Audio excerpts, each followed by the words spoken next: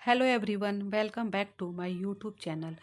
आज के short note में हम कार्य सरलीकरण की तकनीकी के बारे में अध्ययन करेंगे।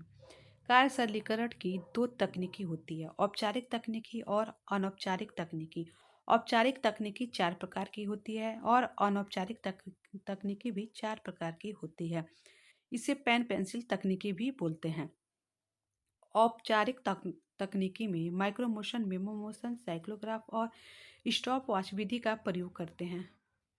और जो औपचारिक तकनीकी है यह प्रयोगशाला पर आधारित होती है और इसमें विषय विशेषज्ञों की जरूरत पड़ती है कार्य को करने में। और जो अनौपचारिक तकनीकी है इसको भी 4 प्रकार से विभाजित किया गया है। Process chart, multiman chart, pathway chart और ऑपरेशन चार्ट। इसमें चार्ट का प्रयोग किया जाता है। जो माइक्रो मोशन तकनीकी होती है यह प्राथमिक स्तर पर एक शोध तकनीकी होती है और इसमें शोध द्वारा प्राप्त परिणाम को फिल्माया जाता है तथा इस तकनीकी में समान परिस्थितियों में भी कार्य का कथित चित्रण खींच लिया जाता है और उसका स्थायी रिकॉर्ड रख लिया जाता है माइक्रो मोशन तकनीकी में। और फिर कार्य की समाप्ति के बाद हम इसका विश्लेषण करते हैं, सोच विचार करते हैं और देखते हैं कि कार्य करते समय हाथ एवं शरीर की गतियों में क्या उपयोग किया गया है और कौन सी गलतियां की गई हैं। और इन सब को रिकॉर्ड करने के लिए एक समय उपकरण का प्रयोग किया जाता है। समय उपकरण का प्रयोग किया जाता है और इस उपकरण से स्थायी रिकॉर्ड रखा जाता है, जिसकी सहायता से हम देखते हैं कि जो कार्यकर्ता है वो अपनी गति कैसे किया है और उस वह कार्य को करते समय कौन कौन सी गलतियां किया है। फिर इन जो स्थायी रिकॉर्ड है इनको देखकर फिर इन गलतियों में सुधार किया जाता है और फिर सुधार करके फिर नया रिकॉर्ड बनाया जाता है। फिर देखा जाता है कि हमारा कार्य सरलीकरण जो है इसमें कौन कौन सी त्रुटियों में सुधार आया है और हमारे सीखने के तरीकों में क्या सुधार किया गया है। तो इस तरह माइक्रो मोशन तकनीकी में हमें 3-4 बातों का ध्यान रखना पड़ता है जो एग्जाम की दृष्टि से महत्वपूर्ण है। सर्वप्रथम हम देखते हैं कि जो माइक्रो मोशन तकनीकी है इसमें सूक्ष्म गति चित्रण बनाया जाता है और यह जो सूक्ष्म गति चित्र बनाया जाता है यह इसमें समय उपकरण का प्रयोग किया जाता है और इसका स्थायी रिकॉर्ड रख लिया जाता है। फिर इस स्थायी रिकॉर्ड में देखा जाता है शरीर की विभिन्न गतियों तथा भागों की क्रियाओं की गति और फिर इनका विश्लेषण किया जाता है, देख रेख किया जाता है सोच विचार के। फिर इन गतियों को गतिविधियां जो होती हैं इनमें त्रुटियां ढूंढा जाता है, फिर इन त्रुटियों को दूर करने का प्रयास किया जाता है। यह हुआ माइक्रो मोशन तकनीकी। इसके बाद है साइक्लोग्राफ विधि। यह जो साइक्लोग्राफ विधि होती है यह महत्वपूर्ण एवं प्रभावी तकनीकी होती है और इसके द्वारा यह सीखा जाता है कि किस प्रकार कार्य को सरल तरीके से किया जाए एवं शरीर की जो गतियां हैं, जो अनावश्यक गतियां हैं, इनको कैसे रोका जाए। यह साइक्लोग्राफ विधि में देखा जाता है। इसके लिए हम जो हाथ की उंगलियां होती हैं उसके मध्य एक विद्युत बल्ब लगा देते हैं और जो विद्युत बल्ब होता है यह हाथ के जो विद्युत बल्ब होता है इससे प्रकाश का रेखीय चित्र बनता है। जो हाथ की गतिविधियां हैं वो रिकॉर्ड हो जाती हैं विद्युत बल्ब के द्वारा। और फिर हम शरीर के विभिन्न कार्यों को मतलब शरीर के जो विभिन्न अंग हैं उनके कार्यों को देखते हैं, फिर उसमें सुधार लाते हैं और सुधार जो होता है सुधार लाकर हम और जो सुधार लाया जाता है उसके द्वारा हम देखते हैं कि जो काइनोग्राफ विधि है उसमें दोनों हाथ की जो गतियां हैं वो कैसे हुई हैं और उसमें क्या गलतियां हुई हैं और कौन सी किस गलती को सुधारना है। तो ये सब कार्य हम विद्युत बल्ब के माध्यम से ही करते हैं। विद्युत बल्ब के माध्यम से कार्य का स्थायी रिकॉर्ड बन जाता है और इसमें फोटोग्राफिक यंत्र का प्रयोग करते हैं। यह फोटो खींचता है और जो विद्युत बल्ब होता है इसका रिकॉर्ड रखता है, स्थायी रिकॉर्ड। फिर हम ये सब देखकर, रिकॉर्ड को देखकर अनावश्यक गतियों को रोकते हैं और अपने कार्य को आसान बनाने के तरीके ढूंढते हैं। यह हुआ साइक्लोग्राफ। मैं छोटे से व्याख्या में आपको समझाने का प्रयास कर रही हूँ। नेक्स्ट है माइक्रो मोशन अध्ययन तकनीकी, जिसको स्टॉप वॉच तकनीकी। जो माइक्रो मोशन होता है, सॉरी मेमो मोशन, तो इसमें इस तकनीकी में कार्य का विश्लेषण किया जाता है और कार्य को आसान और सरल बनाया जाता है। इसमें भी कुल शारीरिक गतियों पर प्रकाश डाला जाता है, मतलब जो कुल शारीरिक गतियां हैं उनका अध्ययन किया जाता है। और इसमें भी फिल्म के विश्लेषण के द्वारा प्रतीकों का प्रयोग किया जाता है और शारीरिक गतियों का रिकॉर्ड रखा जाता है। और इसमें एक यंत्र प्रयोग किया जाता है, समय यंत्र, उसका प्रयोग किया जाता है मेमो मोशन में। इसके बाद है स्टॉप वॉच तकनीकी। इस तकनीकी में कार्य जो स्टॉप वॉच है, ये स्टॉप वॉच तकनीकी ये लास्ट है औपचारिक तकनीकी का। इसमें जो शारीरिक गतियाँ होती हैं, इसमें इसके जो हम शरीर की गतियाँ कर रहे हैं, गतियों के तत्वों एवं सेकेंडों के भागों का रिकॉर्ड रखा जाता है। जो हम कार्य कर रहे हैं, समय जितना समय लग रहा है उस समय के सेकंड का भी रिकॉर्ड रखते हैं। जैसे 1 मिनट में कितना कार्य हो रहा है, 1 सेकंड में कौन कार्य हो रहा है, कितना कार्य, तो इन सब का ध्यान रखते हैं। और इसमें एक समय मापक इकाई का प्रयोग किया जाता है, एक टीएमयू, टाइम मेजरमेंट यूनिट। इसके द्वारा रिकॉर्ड रखा जाता है समय का। तो यह एक समय मापक इकाई होता है जिसका टीएमयू का 1 सेकंड का भाग होता है 0.03। वह भाग मतलब जो 1 मिनट होता है, इस 1 मिनट उसको टाइम मेजरमेंट यूनिट में मापेंगे तो इसका होगा 1 मिनट का 0.006वां भाग और 1 सेकंड का होगा 0.036वां भाग। तो इनको मापा जाता है और इनका विश्लेषण किया जाता है और लास्ट में जो रिकॉर्ड रखा जाता है उसमें उनकी त्रुटियों को कम करके फिर इस कार्य को मतलब सही किया जाता है। इसमें स्टॉप वॉच तकनीकी में यही सब कार्य किया जाता है। और जो 1 मिनट का जो सबसे छोटा भाग होता है, जो 0.00133, इसका इसका भी रिकॉर्ड टीएमयू के माध्यम से हम कर सकते हैं।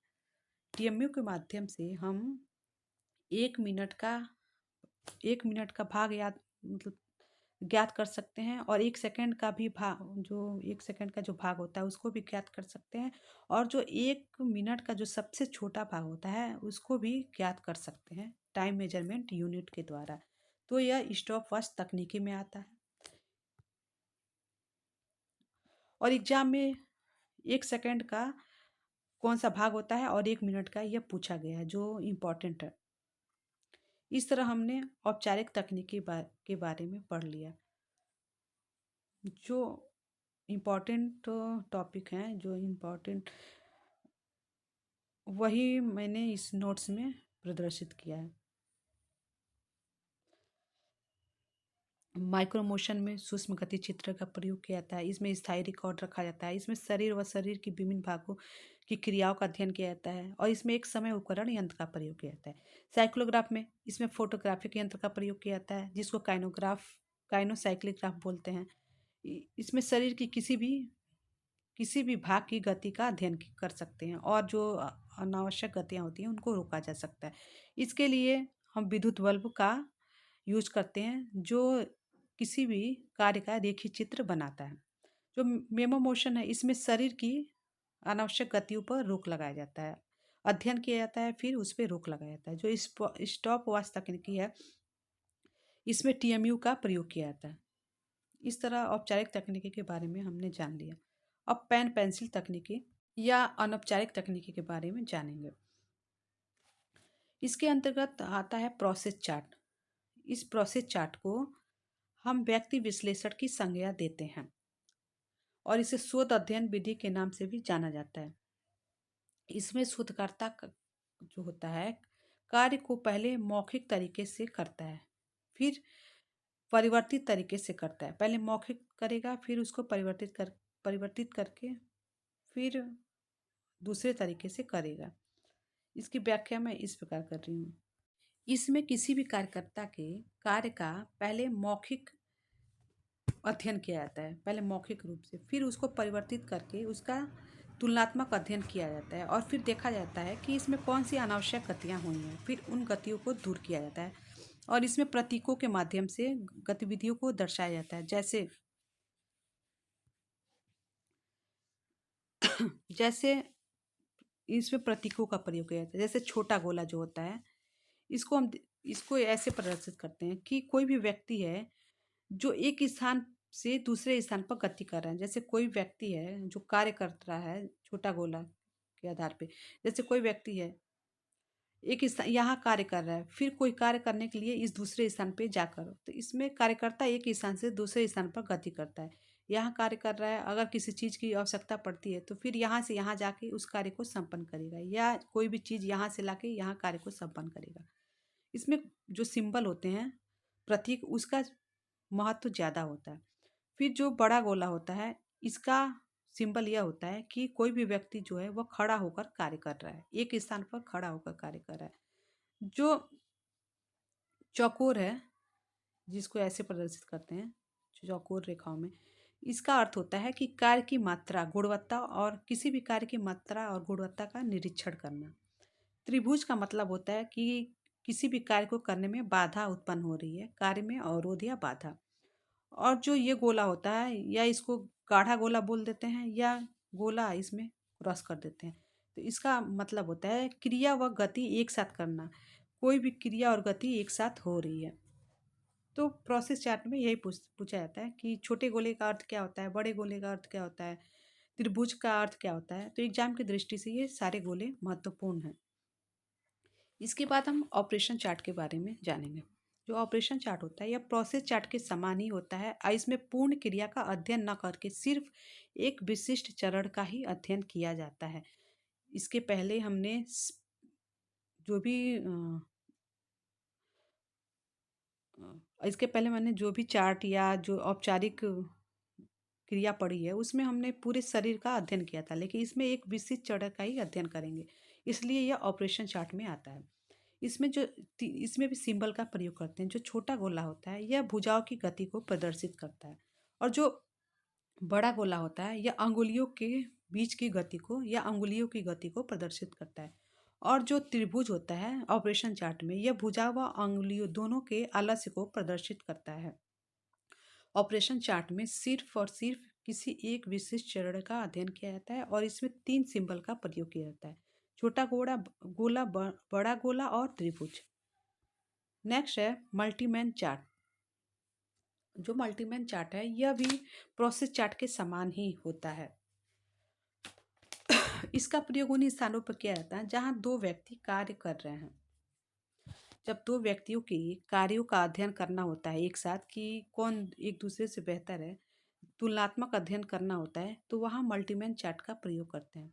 और इसमें भी प्रतीकों का प्रयोग किया जाता है, और विशेष रूप से रुकावट का अध्ययन किया जाता है, अवरोध का।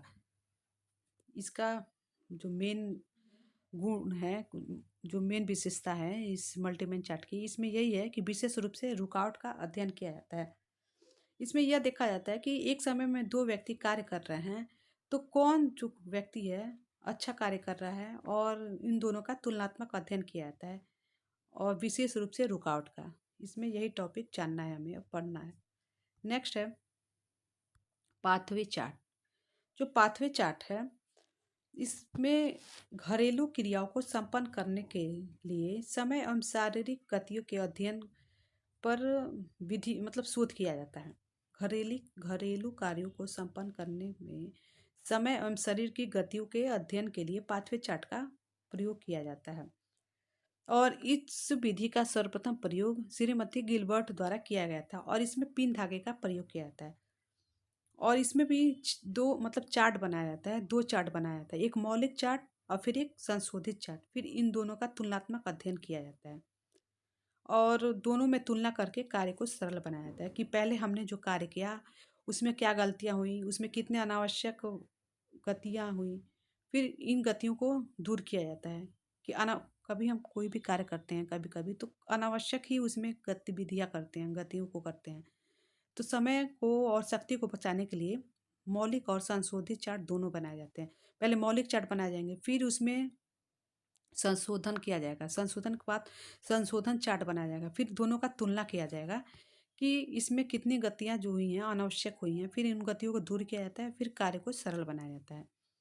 और जो फ्लोर चार्ट बनता है वह तख्ते पर बनाया जाता है, और पिन और धागे की सहायता ली जाती है, और चार्ट जो होता है 2 बार बनाया जाता है। इस तरह हमने आज औपचारिक और अनौपचारिक तकनीकी के बारे में जाना है। इसके आगे का टॉपिक कल के वीडियो में पढ़ाऊंगी। अगर आप मेरे चैनल पे नए हैं तो चैनल को सब्सक्राइब कीजिए और वीडियो को लाइक शेयर कमेंट जरूर किया कीजिए। Thank you.